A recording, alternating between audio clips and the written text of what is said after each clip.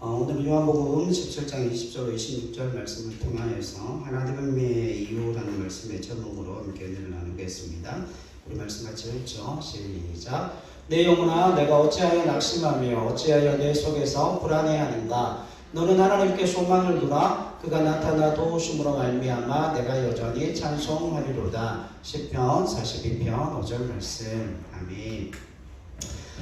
이제 잠시 있으면 우리 파워레인저를 주무실 거예요, 아마. 오늘 하루 종일 너무 열심히 뛰어놀아서. 여러분, 오늘 파워레인저도 함께 예배를 참석하고 계시지만, 오늘 본문의 말씀에 보면 이 공동체라고 하는 그 사실 자체가 하나님 앞에 어떻게 영광이 되고, 우리가 세상 속에서 그 전도라는 것을 어떻게 가야 하는지에 대한 분명한 해답이 나와 있어요. 여러분, 하나님께서 우리로 하여금 이 땅을 살게 하시는 가장 중요한 목적은 우리로 말미암아 뭘 하기 위함이실까요? 우리로 하여금 하나님께서 이 땅 가운데 보내신 그 예수 그리스도를 알게 하시려고 우리를 이 땅 가운데 남겨두신 겁니다. 우리가 오늘 읽었던 말씀에 보면 23절 말씀 한번 보세요. 23절 같이 읽겠습니다. 시작. 곧 내가 그들 안에 있고 아버지께서 내 안에 계시어 그들로 온전함을 이루어 하나가 되게 하려 함은 아버지께서 나를 보내시는 것과 또 나를 사랑하신 같이 그들도 사랑하시는 것을 세상으로 알게 하려 함이로소이다. 아멘. 여기에 보면 여러분 하나 되게 하신 분명한 목적이 나와 있죠. 하나 되게 하신 분명한 목적은 다른 목적에 있는 게 아니라 아버지께서 나를 보내신 것과 또 나를 사랑하신 같이 그들도 사랑하신 것을 누구로 알게 하기 위함이에요? 세상으로 알게 하기 위함이에요. 그러면 하나님께서 이 땅 가운데 예수 그리스도를 보내셨다는 그 사실을 누가 아는 겁니까? 첫 번째는 제자들이 아는 거죠. 그리고 주님께서 이제 제자들을 세상 속으로 파송하시면서 하나님과 예수님이 하나이듯 그 하나님과 예수님 사이의 그 친밀한 교제 안으로 제자들을 불러 모으실 뿐만 아니라 이제는 그 제자들을 세상 속으로 파송하시는데 그 파송하는 목적이 세상으로 말미암아 누구를 알게 하기 위함이에요? 예수님을 알게 하기 위함이다라고 말씀하고 있습니다. 자, 그러면 한 가지 질문이 생기죠. 세상은 왜 예수님을 알아야 할까요? 세상은 왜 예수님을 알아야 합니까? 그 해답은 여기에 있지 않고 그 해답은 우리가 이미 살펴봤어요. 요한복음 3장 16절 한번 봐보십시오. 세상이 예수님을 알아야 하는 가장 중요한 이유가 바로 여기에 있습니다. 요한복음 3장 16절입니다. 같이 읽죠. 시작. 하나님이 세상을 이처럼 사랑하사 독생자를 주셨으니 이는 그를 믿는 자마다 멸망하지 않고 영생을 얻게 하려 하심이라. 하나님이 17절 하나님이 그 아들을 세상에 보내신 것은 세상을 심판하려 하심이 아니요 그로 말미암아 세상이 구원을 받게 하려 하심이라. 아멘. 그러니까 세상이 하나님을 알아야 되는 이유, 세상이 주님을 알아야 되는 가장 중요한 이유는 그들로 말미암아 뭘 얻게 하기 위함이에요? 영원한 생명을 얻게 하기 위함이에요. 구원을 받게 하기 위함입니다. 그래서 그들이 세상은 누구를 알아야 하는 거예요? 주님을 알아야 하고 그 세상이 그 주님으로 말미암아 하나님의 사랑을 경험하게 될 것을 이야기하고 있습니다. 자, 그런데 이 23절 말씀에 보면 아버지께서 나를 보내신 것과 또 나를 사랑하신 같이 그들도 사랑하신 것을 세상으로 알게 하려 함이로소이다. 여기에 뭐가 반복되고 있죠? 사랑이라는 단어가 반복되어지고 있죠. 자, 여러분 줘보세요. 여러분 이 사랑이라는 단어를 오해하시면 안 돼요. 예수 믿는 하나님의 사람들이 이 사랑이라고 하는 단어를 얼마나 오해하고 있는가 하면 이 하나님은 사랑이라 교회 안에서 그처럼 사랑이라고 하는 단어가 수십 번, 수만 번, 수억 번 그렇게 설교되어지고 있음에도 불구하고 사랑의 구체적인 정체를 알지를 못해요. 이해를 못합니다. 저는 이게 도대체 무슨 이유인지 저는 솔직히 잘 모르겠어요. 성경에 분명히 하나님께서 그 아들을 사랑하시고 또 그 아들을 그 세상을 사랑하심을 통하여서 그 아들을 세상 속으로 보내셨다라고 하는 것. 그러면 그 하나님의 사랑이 예수님을 통하여서 세상 속으로 흘러 들어갔고, 그 예수님의 사랑이 결국은 이 땅 가운데 제자들을 만들어내고 구원을 만들어내고 영생을 만들어내고 이 땅 가운데 믿음의 공동체인 교회가 탄생하게 했다는 것 아닙니까? 이해하시죠? 여기까지는 이해하시죠? 그런데 문제는 뭐냐면 구원함을 받은 하나님의 백성들에게 있어 그 사랑의 실체가 전혀 설명되어지고 있지 않다는 거예요. 사랑이 삶 속에서도 드러나지 않고 교회 안에서도 드러나지 않고 가정에서도 드러나지 않고 심지어는 자기가 가장 사랑한다라고 하는 그 믿음의 자녀들에게 있어 내 생명보다 사랑하는 그 자녀들에게도 그 사랑이 드러나고 나타나지를 않습니다. 거기에 무슨 의미가 담겨져 있는가 하면 조금 이따가 살펴보게 되겠지만, 여러분 지금 우리가 부활절을 지나고 난 이후에 이제 무엇을 향해서 달려가죠? 오순절 성령 강림을 위해서 달려가죠. 그죠? 성령 강림을 위해서 달려가는데 그 성령의 충만한 은혜의 역사가 임재하게 되면 우리의 삶 속에 우리의 심령 가운데 뭐가 폭발하게 되는가 하면 하나님의 사랑의 은혜가 폭발하게 돼요. 그런데 그 사랑의 은혜가 폭발한다라고 하는 그것 자체가 우리에게 얼마나 많이 오해되어져 있는가 하면 그 사랑이라고 하는 그 자체의 그 정체성이라는 의미를 제대로 파악을 하지 못하니까 사랑하지도 못하고 그 사랑에 대해서 실천하지도 못하고 그 사랑이 교회 안에서 믿음의 공동체 안에서 그 사랑이 되살아나고 폭발적으로 그 사랑의 능력이 드러나지 못함을 통하여서 전도가 안 되는 거예요. 성경이 말하는 사랑의 실체는 우리가 생각하고 있는 그 사랑의 실체와는 완전히 다른 거예요. 고린도전서 13장으로 한번 가보십시오. 우리가 잘 알고 있는 사랑장입니다. 고린도전서 13장이에요.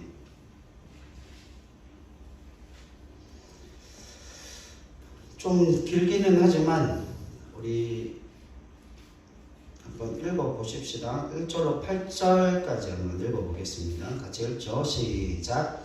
내가 사람의 방언과 천사의 말을 할지라도 사랑이 없으면 소리나는 소리와 울리는 꽹과리가 되고, 내가 예언하는 능력이 있어 모든 비밀과 모든 지식을 알고 또 산을 옮길 만한 모든 믿음이 있을지라도 사랑이 없으면 내가 아무것도 아니오. 내가 내게 있는 모든 것으로 구제하고 또 내 몸을 불사르게 내줄지라도 사랑이 없으면 내게 아무 유익이 없느니라. 아멘. 3절까지는 그 사랑이 뭔지에 대해서 설명하죠. 그리고 4절부터는 그 사랑이 구체적으로 무엇인지에 대해서 말씀합니다. 시작. 사랑은 오래 참고 사랑은 온유하며 시기하지 아니하며 사랑은 자랑하지 아니하며 교만하지 아니하며 물에 행하지 아니하며 자기의 유익을 구하지 아니하며 성내지 아니하며 악한 것을 생각하지 아니하며 불의를 기뻐하지 아니하며 진리와 함께 기뻐하고 모든 것을 참으며 모든 것을 믿으며 모든 것을 바라며 모든 것을 견디느니라. 사랑은 언제까지나 떨어지지 아니하되 예언도 패하고 방언도 그치고 지식도 패하리라. 아멘. 여러분 저 보세요. 사랑이라고 하는 것이 우리가 생각하고 있는 그런 꽃밭이 아니에요. 사랑은 고난이고 고통입니다. 사랑은 절망이에요. 왜냐하면 여러분 사랑이라고 하는 것은 예수님께서 나를 사랑하시는 것은 그 사랑이 어떤 사랑이죠? 자기 자신을 십자가에 못 박는 사랑이에요. 여러분 우리는 누군가로부터 사랑을 받는 존재가 아니라 우리가 받은 그 사랑에 대해서 이제는 예수님께서 나를 세상 속으로 파송한다라고 하는 것, 세상 속으로 나를 파송한다라고 하는 것은 예수님의 그 사랑을 가지고 우리가 세상 속에 뭐 해야 되는 일이에요? 죽어지는 일이에요.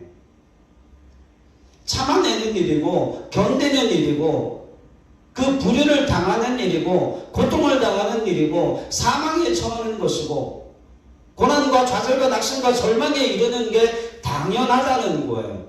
왠 줄 아십니까? 우리가 그렇게 구원함을 받은 존재이기 때문에 그렇습니다.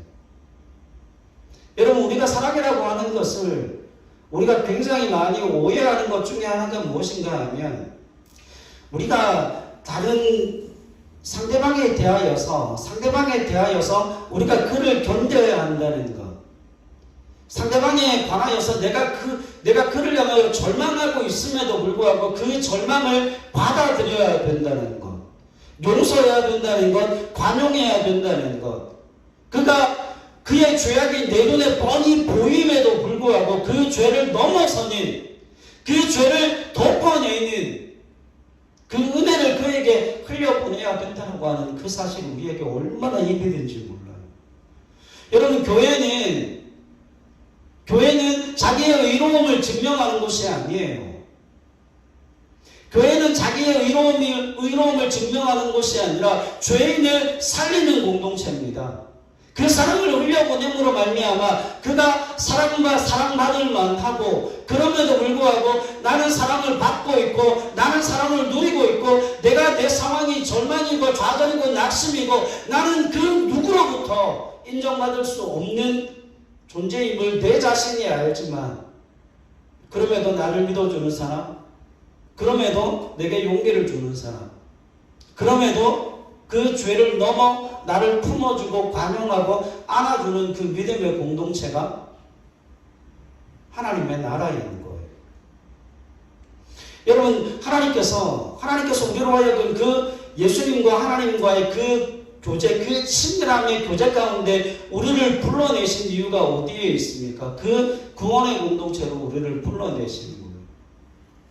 빌립보서 2장으로 한번 가보십시다. 빌립보서 2장입니다.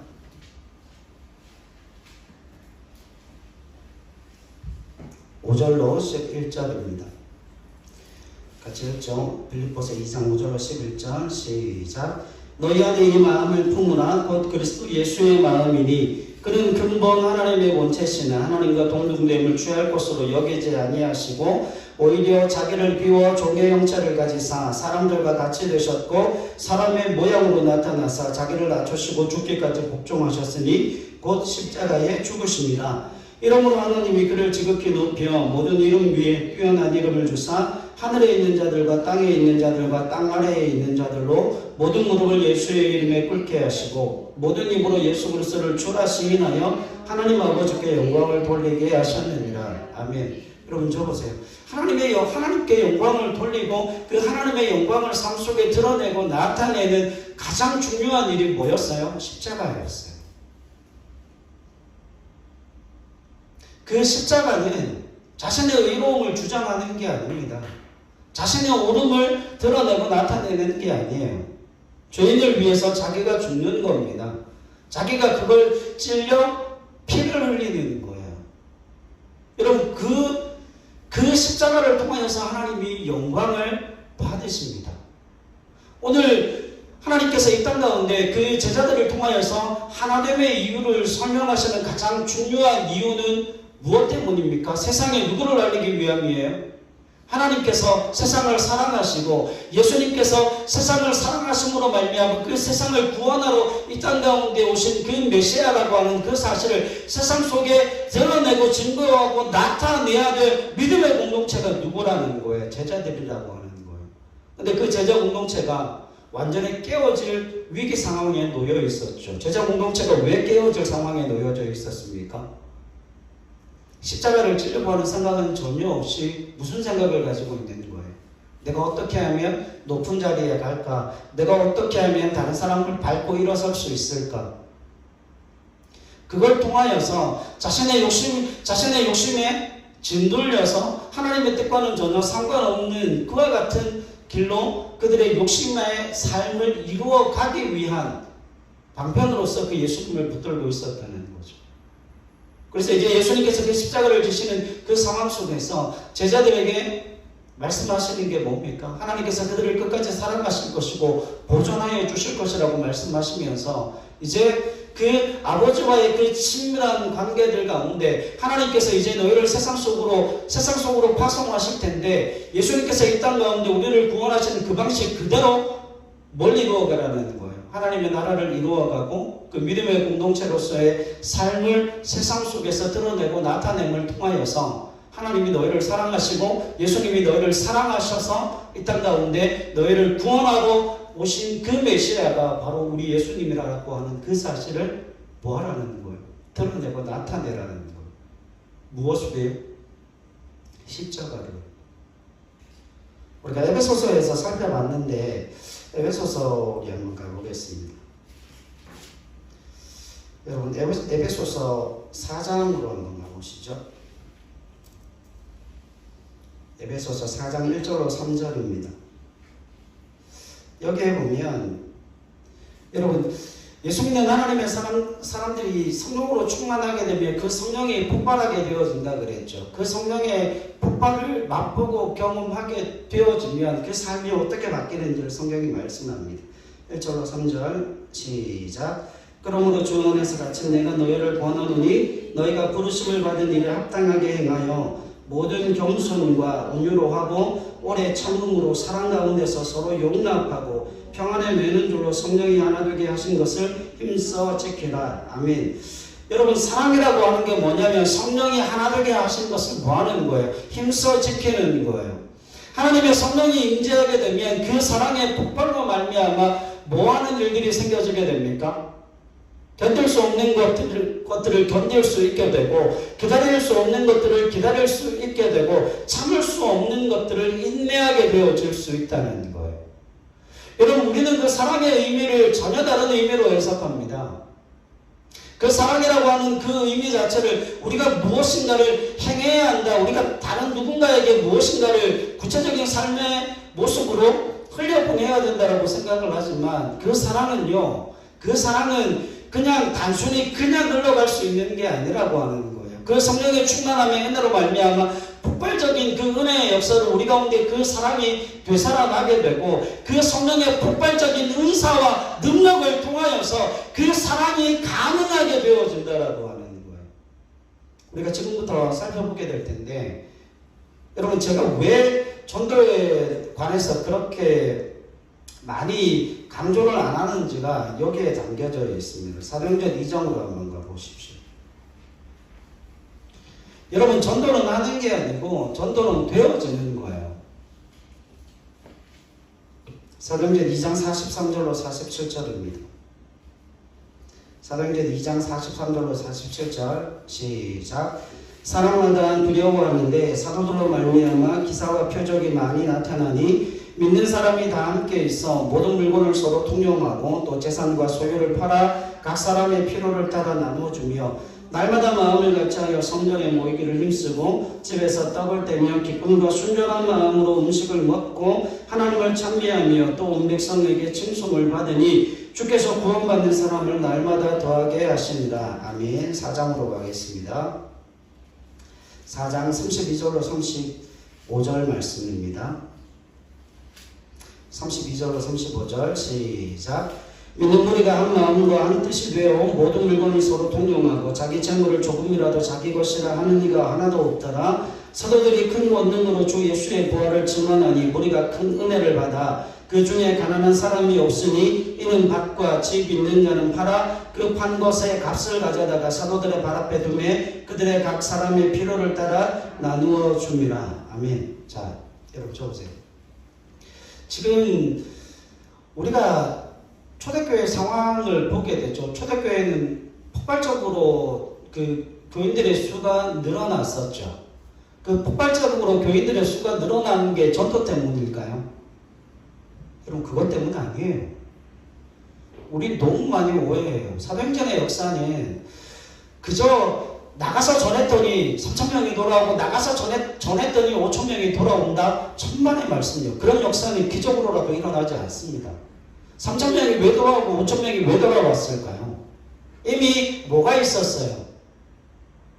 이미 그 믿음의 공동체의 삶이 그 지역 주변 사람들에게 알려졌던 거예요. 제가 확인시켜 드릴게요. 2장으로 다시 한번 가보세요. 2장 47절 말씀 한번 보세요. 2장 47절. 하나님을 찬미하며 또 온 백성에게 칭송을 받으니 주께서 구원받는 사람을 날마다 더하게 하시니라. 여러분 주께서 날마다 구원받는 사람을 더하게 하셨는데 이 사람들이 도대체 뭘 하는 걸까요? 이 사람들이 뭘 했기 때문에 이렇게 구원받는 사람들이 날마다 하나님의 몸된 교회로 찾아 들어왔을까요?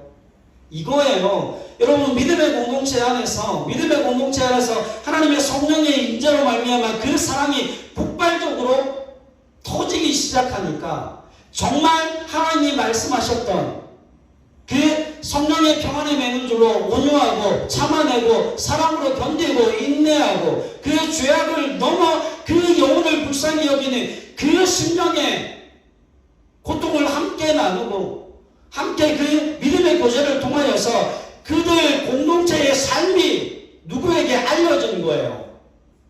주위의 사람들에게, 주위의 백성들에게 그들의 삶이 알려진 거예요. 4장으로 가보세요. 4장도 동일합니다.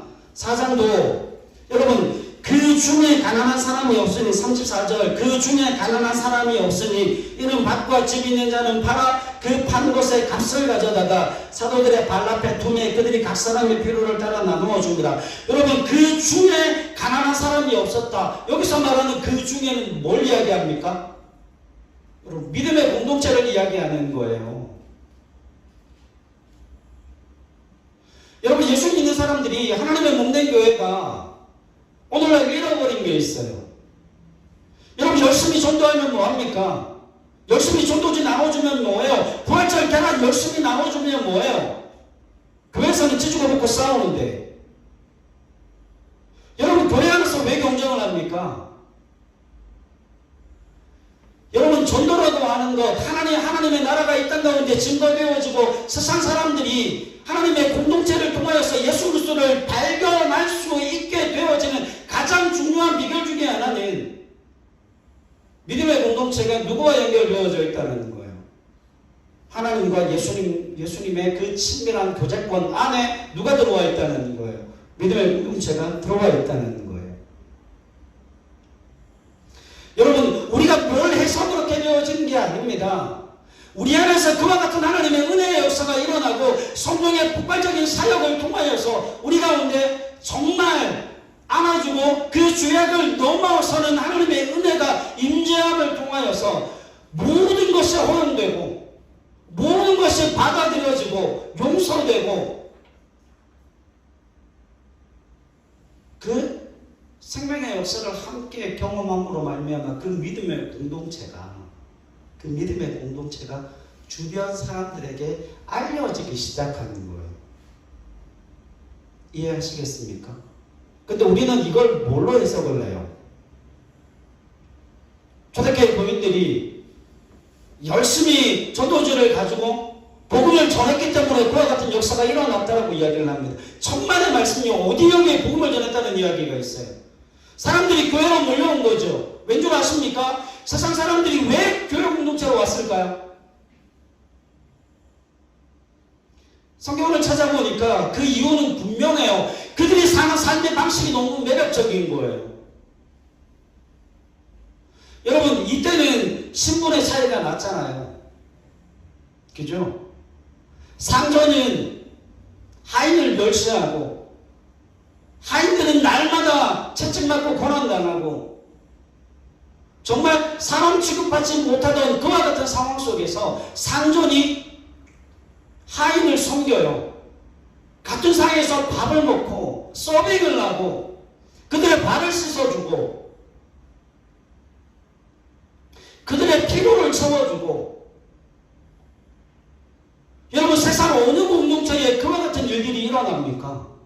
세상 어느 공동체가 그와 같은 일들이 가능해집니까? 세상 사람들이 이해할 수 없고 세상 사람들이 도무지 납득이 되어지지 않는 일들이 어디에서 일어나고 있는 거예요? 믿음의 공동체 안에서 일어나고 있는 거예요. 하나님과 예수님 사이에 누리고 있던 그 친밀함이 성도들 사이에 그 친밀함으로 드러나고 나타남을 통하여서 성령의 능력이 어떻게 나타나는가 하면 시기와 질투함으로 나타나는 게 아니라 자발적인 순종과 헌신과 충성으로 말미암아 그 영혼을 살리고 싶어하고 내가 가지고 있는 것으로 다른 누군가를 섬기려고 하는 그와 같은 사랑의 은사로 뭐가 드러나게 되는 거예요? 그들의 삶이 드러나고 나타나게 되는 거예요. 사랑하는 여러분, 전도는 알려져야 되어지는 겁니다. 지금 요한복음 요한복음으로 다시 돌아갈게요. 지금 요한복음 17장 23절에서 여러분 24절, 25절, 26절 보십시오. 아버지가 내게 주신 자도 나 있는 곳에 나와 함께 있어 아버지께서 창세전부터 나를 사랑하심으로 내게 주신 나의 영광을 그들로 보게 하시기를 원하옵나이다. 의로우신 아버지여, 세상이 아버지를 알지 못하여도 나는 아버지를 알았사옵고 그들도 아버지께서 나를 보내신 줄 알았사옵나이다. 여러분 25절에 그들도 아버지께서 누구를 보내신 줄 알아요?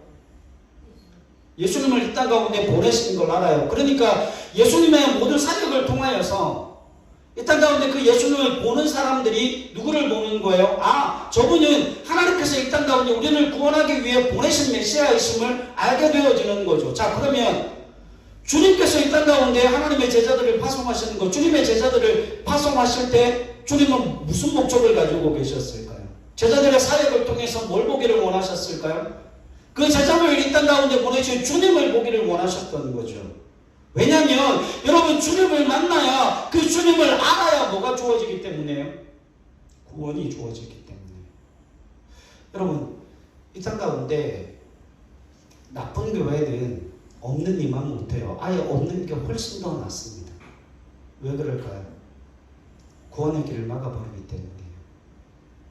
하늘 문을 막아버리기 때문에, 하늘 길을 막아버리기 때문이에요. 이해하십니까?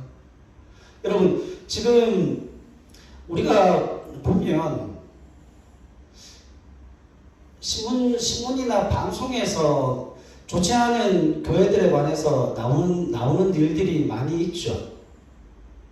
그런데 여러분 그런 교회가 실제로 세상에 얼마나 되겠습니까? 그런 교회가 세상에 얼마나 되겠어요? 만약에 좋은 교회가 1000개가 있고 좋지 못한 교회가 1개가 있으면 그 교회 하나 때문에 나머지 1000개의 교회가 어떻게 되어지는 거예요? 나쁜 교회가 되어지는 겁니다. 근데 그건 문제가 아니에요. 정말 그건 문제가 아니에요. 가장 큰 문제는 뭔가 하면 그 세상 속에 그리스도 예수를 알리기 위해서, 예수의 사랑을 드러내기 위해서 그 공동체를 통하여서 예수 그리스도를 알리기 위해 이 땅 가운데 세워진 공동체가 나쁜 공동체로 세워지게 된다면 그 공동체를 보는 그 주위의 수많은 영혼들은 뭘 보는 거예요? 뭘 보는 거죠? 하나님도 별 수 없다. 예수님도 별 수 없구나. 너희가 믿는 믿음이 이거밖에는 안 되냐? 교회가 주식회사지. 우리 회사랑 다를 게 뭐냐? 여러분 그러면 뭐가 안 되는 거예요? 구원이 그들에게 알려지지는 안 되는 거예요. 여러분 이 땅의 교회들은 분명히 이 땅의 교회들은 하나님께서 그 제자들을 예수님을 이 땅 가운데 보내시고 예수님을 통하여 제자들이 세상에 파송되게 하신 것은 그 예수님을 세상에 알리기 위함이에요. 예수님을 세상 가운데 드러내기 위함이에요. 그런데 그 예수님을 세상에 드러내는 방법이 틀렸어요. 여러분 전도지 들고 전도하면 된다고 생각을 해요. 천만의 말씀이요.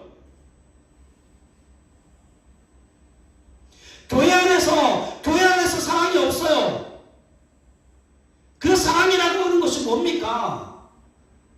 그 사랑이라고 하는 것이 죄를 넘어서는 거예요. 그 사람을 위해 죽는 거예요.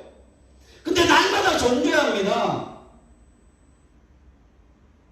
날마다 뭐가 그래 심사가 뒤틀려 있는지 사태질을 하고요. 싸움질을 하고요. 여러분 중요한 건 그게 아니잖아요. 제자들 공동체가 믿음의 공동체가 가장 중요하게 여겨야 될 게 과연 우리 믿음의 공동체를 통해서 주님이 드러나고 있는가? 과연 우리 믿음의 공동체를 통하여서 하나님의 사랑이 흘러가고 있는가? 그게 어디서부터 시작되어야 됩니까? 교회 안에서부터 시작되어야죠. 교회 안에서도 그게 안 되는데 밖에 나가서 그게 별리가 없잖아요. 여러분 믿음의 공동체 안에서도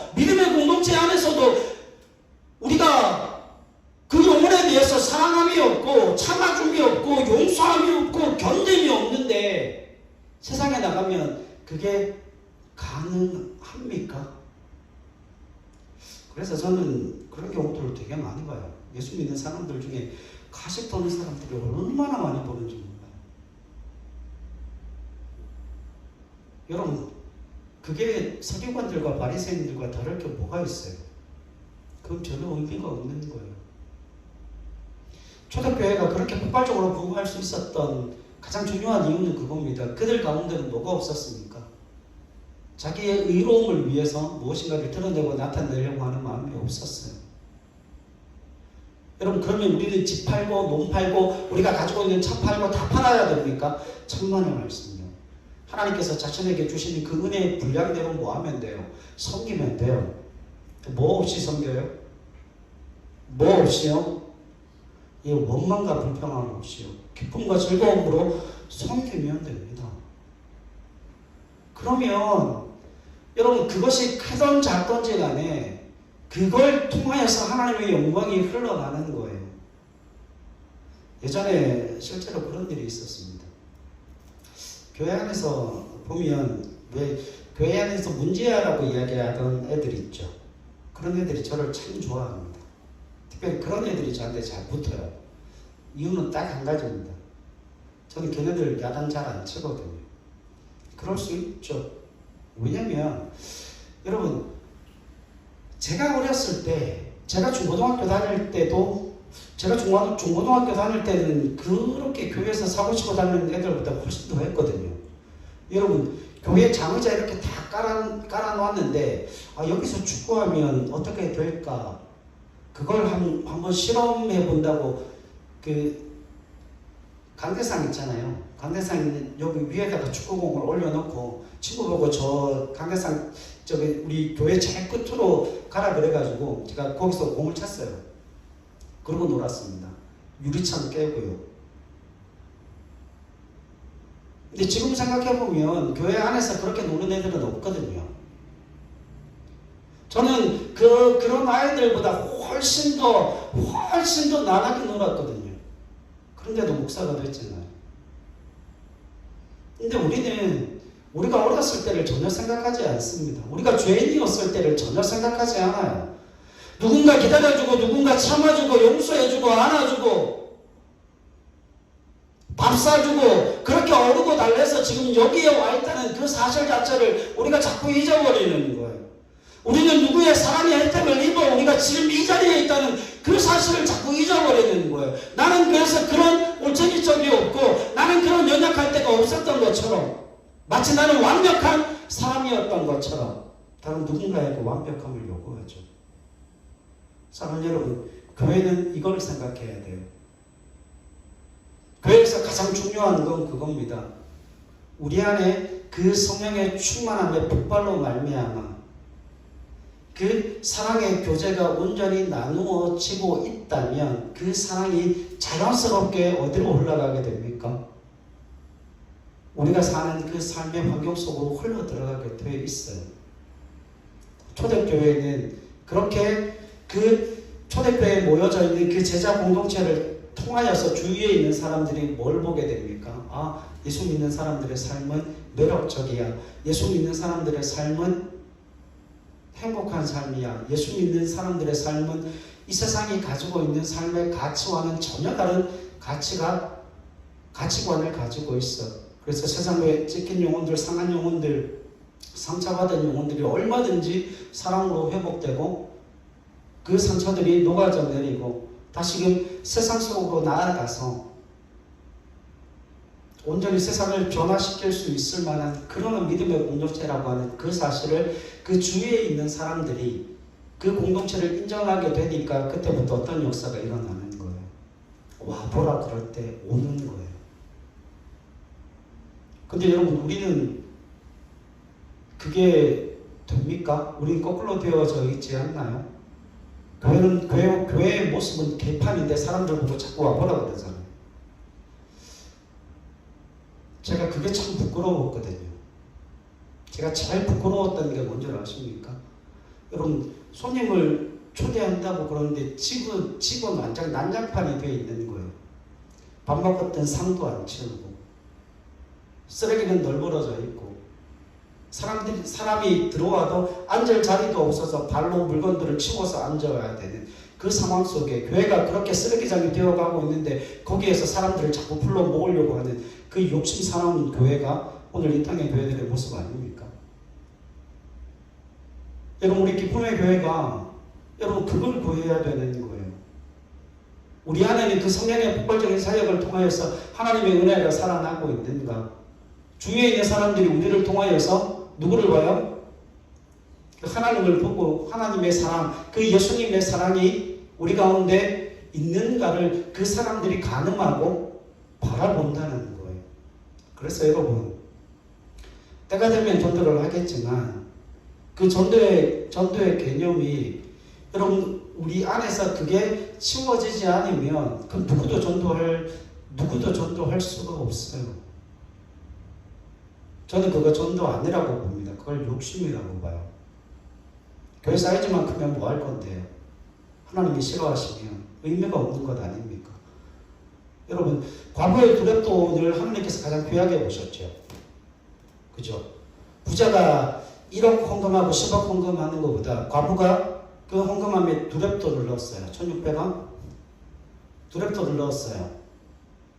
그 두렵돈이 과부가 가지고 있는 헌금의 돈의 전부였습니다. 그걸 넣었어요.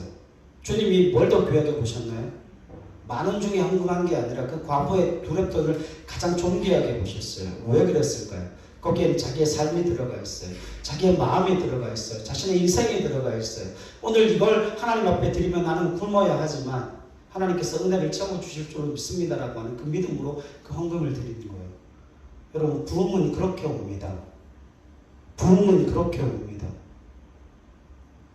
여러분, 우리가 우리의 삶에 있어 정말 믿음의 공동체를 아름다운 믿음의 공동체로 바꾸어가고 우리 안에 그 성령의 폭발적인 사랑의 은혜로 말미암아 우리가 서로 참아낼 수 있고 우리가 서로 견뎌낼 수 있고 우리가 서로 그 죄악을 넘어 용서하고 받아들일 수 있다면 우리 믿음의 공동체는 주위에 있는 수많은 사람들에게 알려지게 될 겁니다. 소문난 공동체가 되어지게 될 겁니다. 그렇게 한 사람씩 두 사람씩 그렇게 들어와야 돼요. 그래야 뭐가 가능합니까? 그들을 세상 속으로 빼앗기지 않을 수 있는 거예요. 저는 가장 두렵고 제가 가장 떨리는 게 그겁니다. 하나님, 영혼들이 들어왔을 때 그 영혼들을 담아내지 못하면, 하나님의 사랑으로 담아내지 못하면, 이곳에서 그 생명의 떡을 경험하지 못하고 그 하나님의 역사를 경험하지 못하고 이곳에서 그 주님의 사랑이 그 가운데 흘러가 우리 믿음의 공동체를 통하여서 그리스도 예수가 증거되어지지 못한다면 이곳에 하나님 영혼들을 보내주지 않으셔도 됩니다. 준비가 되어질 때까지 하나님 영혼들을 안 보내주셔도 됩니다. 솔직한 믿음의 고백이에요.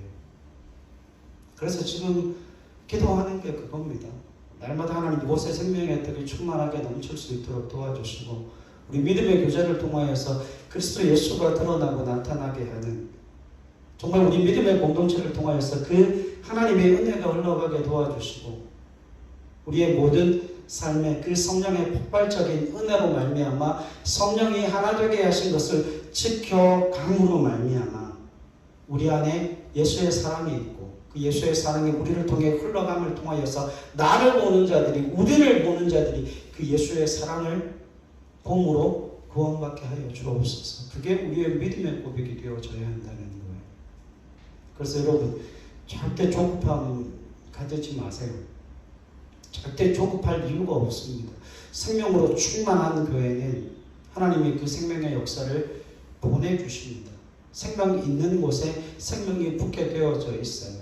그러니까 여러분 담임 목사가 거기에 대해서 그렇게 설교를 하면 성도들은 그냥 받아들이시면 돼요. 그리고 뭐 하시면 됩니까?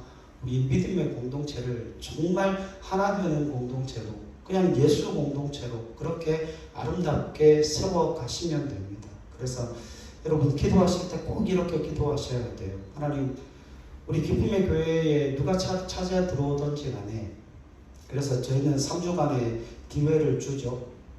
3주간의 기회를 주잖아요. 그 3주가 되기 전에 교회 등록하라는 말 절대 안 합니다.